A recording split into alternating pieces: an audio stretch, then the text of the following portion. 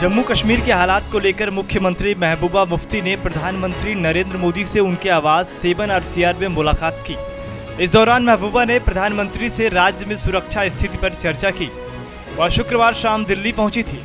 महबूबा से पहले पूर्व सीएम उमर अब्दुल्ला भी कश्मीरी नेताओं के प्रतिनिधि मंडल के साथ पीएम से मुलाकात कर चुके हैं। मुलाकात के बाद महबूबा ने कहा कि कश्मीर हालात पर पीएम ने चिंता जताई है। पीएम चाहते हैं कि कश्मीर में खून खराबा बंद हो।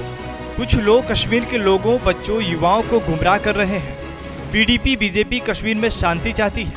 भारत के लोकतंत्र में सबसे ज्यादा आज़ादी है। उन्होंने कहा पाकिस्तान ने कश्मीर में हालात खराब किए हैं। मुफ्ती ने कहा कि पाकिस्तान के लोग हमारे युवाओं को कैसे भड़का सकते हैं, इसे बंद होना चाहिए। लेकिन बातचीत उनसे होनी चाहिए जो बातचीत चाहते हैं, ना कि हिंसा। जो लोग बच्चों को सड़कों पर पत्थर मारने के लिए उकसाते हैं, खुद पीछे हट जाते हैं। उनके बच्चों को तो मैंने देखा नहीं। इनसे 95% गरीबों के बच्चे हैं। उनके अपने बच्चे तो विदेशों में पढ़ते हैं। महबूबा ने कहा कि मोदी जी लाहौर चले गए, गृह मंत्री भी गए, अब पाकिस्तान को आना होगा। एक वक्त जो युवा मेरी तरफ खड़े थे, आज उन्हें उकसाया जा रहा है। उन्हें सिक्योरिटी कैंपों पर हमले के लिए भड़काया जा रहा है।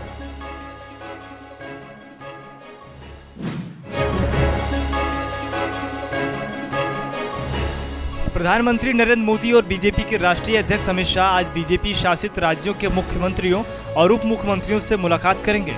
इस बैठक में सरकार की गरीब विरोधी बनती छवि को दूर करने पर चर्चा होगी। साथ ही संगठन और सरकार के बीच बेहतर तालमेल की कोशिशों पर भी जोर दिया जाएगा। बैठक में सभी मुख्यमंत्री अपनी सरकार के कार्यक्रमों के बारे में बताएंगे। यह बैठक राज्यों में पार्टी की कोर कमेटी नेताओं की हुई एक दिवसीय कार्यशाला के बाद होने जा रही है। कार्यशाला में पीएम मोदी ने समाज के सभी तबकों, खास तौर से गरीबी तक पहुंचाने की वकालत की थी। वहीं अमित शाह ने संगठन और समन्वय का दायरा बढ़ाने पर जोर दिया था। पीएम ने कहा था कि जब पार्टी सत्ता में है तो लक्ष्य सरकार के काम से जन साधारण का भरोसा जीतना होना चाहिए। उन्होंने पार्टी नेताओं को ऐसे तत्वों से सचेत रहने की सलाह दी जो विकास के एजेंडे से ध्यान भटकाने की कोशिश में जुटे हैं।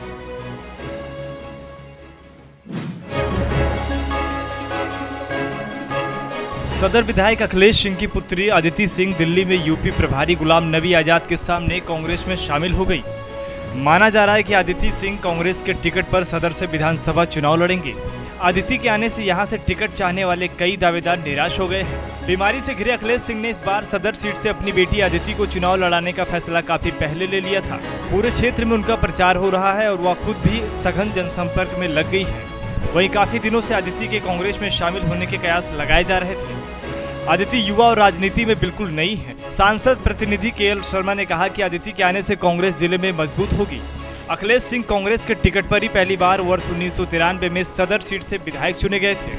तब से आज तक वह सदर सीट से जीतते आ रहे हैं। साल 2007 में निर्दलीय चुनाव जीतने वाले अखिलेश सिंह 2012 में पीस पार्टी से विधायक चुने गए थे।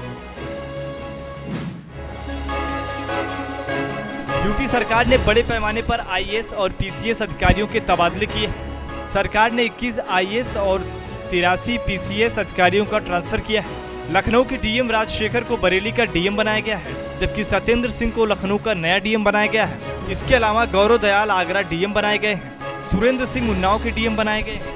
महाराष्ट्र कैडर के अनूप यादव एलडीए में वीसी बने हैं। कंचन वर्मा को डीएम मिर्जापुर, राम विशाल मिश्रा को जिलाधिकारी बलरामपुर, डॉक्टर सुरेंद्र कुमार जिलाधिकारी अंबेडकर नगर और सुरेश कुमार सिंह को डीएम भदोही बनाया गया है। आगरा डीएम पंकज कुमार को विशेष सचिव गृह विभाग, सौम्या अग्रवाल विशेष सचिव एफसी, विवेक कुमार कानपुर प्राधिकरण के वीसी बने हैं। करण सिंह चौहान विशेष सचिव एफसी शाखा, मुकुल सिंघल को प्रमुख सचिव नियोजन का अतिरिक्त चार्ज और इंद्रजीत यादव को सदस्य राजस्व परिषद लखनऊ बनाया गया है।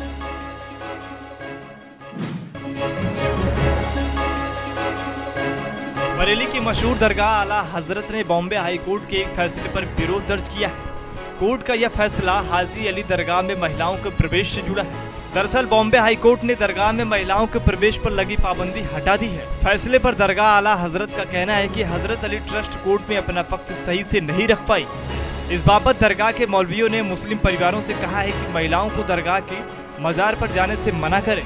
मौलवियों के मुताबिक पैगंबर मोहम्मद ने महिलाओं को मजार और कब्र जाने से मना किया है। आला हजरत दरगाह में 19वीं शताब्दी के अहमद रजा खान का मकबरा है। इस दरगाह में महिलाओं और पुरुषों के नमाज अदा करने की जगह अलग अलग है। महिलाओं के लिए बनी जगह अंदरूनी मजार से अलग है। दरगाह आला हजरत के मौलाना एहसान रजा कादरी ने कहा कि महिलाओं का मजार और कब्र पर जाना शरीयत के खिलाफ है। लिहाजा मुस्लिम माताओं और बहनों से अपील है कि वो दरगाह में मत जाएं। साथ ही उन्होंने केस सुप्रीम कोर्ट में मजबूती से उठाने के लिए मुस्लिम वकीलों से अनुरोध किया है। इस फैसले पर दरगाह के प्रवक्ता का कहना है कि हाजी अली ट्रस्ट के लोगों ने कोर्ट में अपना पक्ष शरीयत को समझाते हुए नहीं रखा है। उन्होंने कहा, हम ट्रस्ट के वकीलों से बरेलवी आंदोलन के संस्थापक अहमद रजा खान की किताब मजरत पर औरतों की हाजिरी पढ़ने को कहूँगा। किताब में उन्होंने कुरान का जिक्र करते हुए कहा कि औरतों को मज़ारों पर जाना पाप है। हम कोर्ट के फैसले का अवमानना नहीं करते, इसलिए यह जिम्मेदारी मुस्लिम परिवारों की है कि वह महिलाओं को मजार से जाने से मना करें।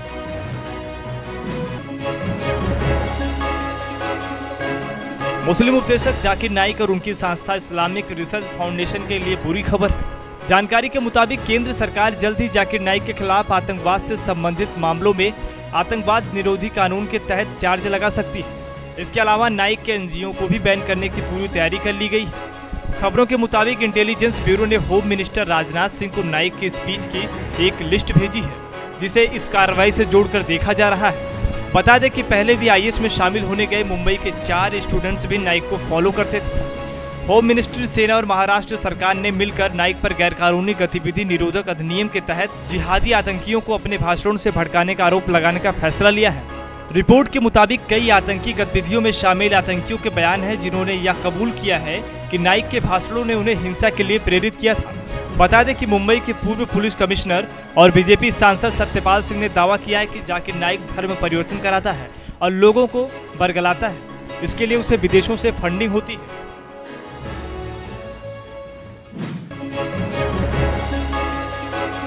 पाकिस्तान के वाइल्ड लाइफ डिपार्टमेंट ने बॉलीवुड एक्टर शाहरुख खान के लिए हिरण की खाल से पेशावरी जूते बनाने वाले एक मोची को गिरफ्तार किया है। पेशावर के पुराने कारीगरों में से एक जहांगीर खान के पास इस मामले में वर्षों का अनुभव है और उन्होंने खुद मीडिया में हिरण की खाल से जूते बनाने का दावा किया था, जिसके बाद वाइल्ड लाइफ डिपार्टमेंट ने उनके खिलाफ कार्रवाई की। वाइल्ड लाइफ डिपार्टमेंट ने बाद में पेशावरी जूते और हिरण की खाल भी बरामद किए। गौरतलब है कि हिरण का शिकार करना प्रतिबंधित है, इसलिए पुलिस इस बात की जांच कर रही है कि पेशावरी जूते बनाने के लिए जहांगीर को हिरण की खाल कैसे मिली। शाहरुख की चचेरी बहन नूरजहां अगले महीने भारत पहुंचने वाली है और वह ये जूते भाई शाहरुख को देने वाली थी। नूरजहां ने कहा, मैं जल्द ही शाहरुख से मिलने जाने वाली हूँ। मैंने उनसे फोन पर पूछा है कि वह पाकिस्तान से क्या चाहते हैं, जिस पर उन्होंने मुझे पेशावरी चप्पलें लाने को कहा। जहांगीर ने कहा कि इस खास पेशावरी चप्पल के डिजाइन में 1 महीने लगे हैं और तब जाकर यह उम्दा चीज तैयार हुई है। पेशावर स्थित जहांगीर की दुकान से दुनिया के दूसरे हिस्सों में भी चप्पलों की बिक्री होती है। इनमें इंग्लैंड, दुबई और ऑस्ट्रेलिया जैसे देश शामिल हैं।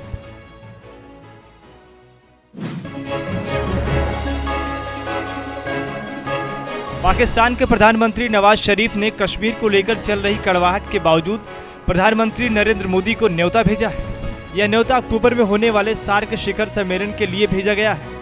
पाकिस्तानी विदेश विभाग ने एक बयान में कहा कि पाकिस्तान के प्रधानमंत्री नवाज शरीफ ने दक्षेस सदस्य देशों के नेताओं को इस सम्मेलन में आने की दावत भेजी है और वह उनका इस्लामाबाद में स्वागत करने को उत्सुक हैं। बहरहाल यह स्पष्ट नहीं हो पाया है कि भारत और पाकिस्तान के संबंधों में चल रहे तनाव को देखते हुए क्या प्रधानमंत्री नरेंद्र मोदी शिखर सम्मेलन में भाग लेंगे। इस महीने की शुरुआत में दक्षेस गृह मंत्री सम्मेलन में भाग लेने के लिए राजनाथ सिंह इस्लामाबाद पहुंचे थे, लेकिन उस दौरान दोनों देशों के बीच कड़वाहट देखने को मिली थी। बाद में दक्षेस वित्त मंत्री शिखर सम्मेलन में अरुण जेटली नहीं पहुंचे और भारत का प्रतिनिधित्व करने के लिए आर्थिक मामलों के सचिव शशिकांत दास को भेजा गया था।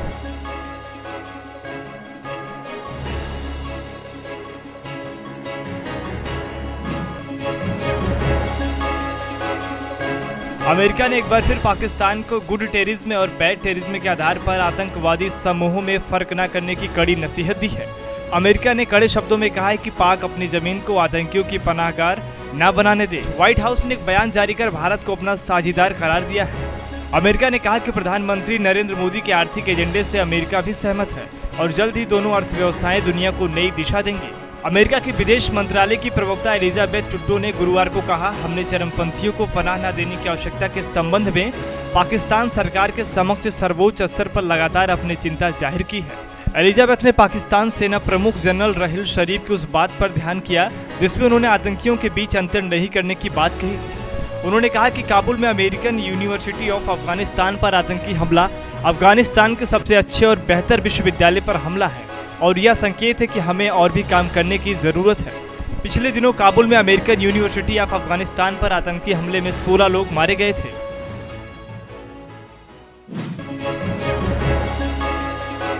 अभिनेता शाहिद कपूर की पत्नी मीरा राजपूत ने शुक्रवार शाम बेटी को जन्म दिया है। शाहिद ने ट्वीट कर इस बात की जानकारी दी।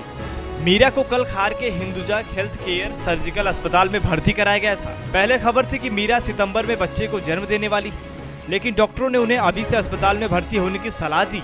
अस्पताल के एक सूत्र ने बताया कि डिलीवरी सामान्य थी और मां और बेटी दोनों स्वस्थ हैं। शाहिद कपूर ने भी फिल्मों की शूटिंग से छुट्टी ले ली है।